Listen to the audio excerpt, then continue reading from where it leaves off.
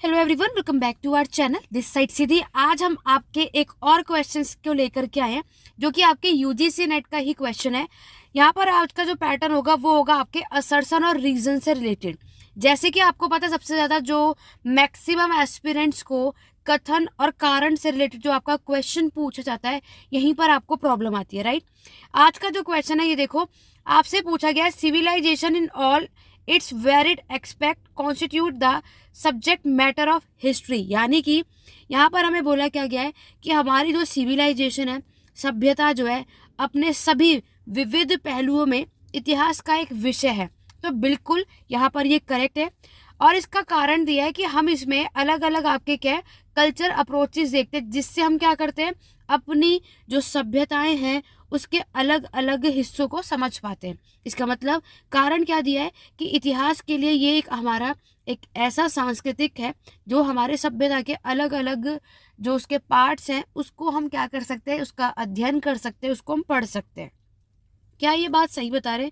देखो यहाँ पर अगर हम बात करें तो देखो सिविलाइजेशन हम यहाँ पर पढ़ते हैं, ठीक है। आप लोगों ने ब्रोंज एज सिविलाइजेशन ऑलरेडी यहाँ पर पढ़ा था, और यहाँ पर आपको डेफिनेटली कि हम सिविलाइजेशन जो कुछ भी पढ़ते हैं उसमें हर एक परस्पेक्टिव से यहाँ पर हम बात करते हैं, ठीक है। मतलब यहाँ पर अगर आप देखोगे तो आप जब सिविलाइजेशन को कवर अप करते हो तो वहाँ का कल्चर कैसा था, वहाँ की सोसाइटी कैसी थी, वहाँ की इकोनॉमी कैसी थी, है ना।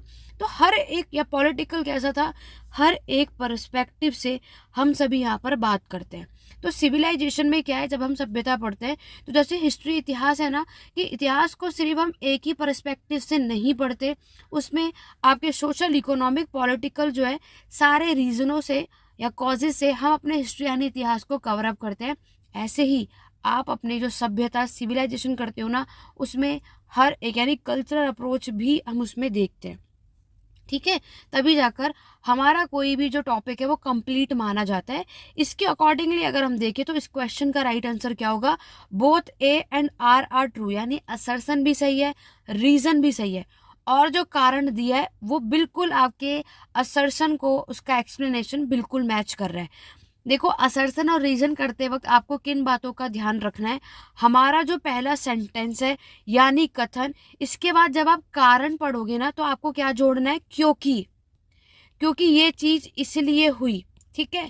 तो ये क्योंकि वर्ड जब आप ऐड ऑन कर लोगे और तब आप अपना रीजन और कारण वाला स्टेटमेंट पढ़ोगे ना, तो आपको क्लियर हो जाएगा कि हमें जो स्टेटमेंट दिया है, जो कथन दिया है, क्या उसका ये कारण है या नहीं, ठीक है।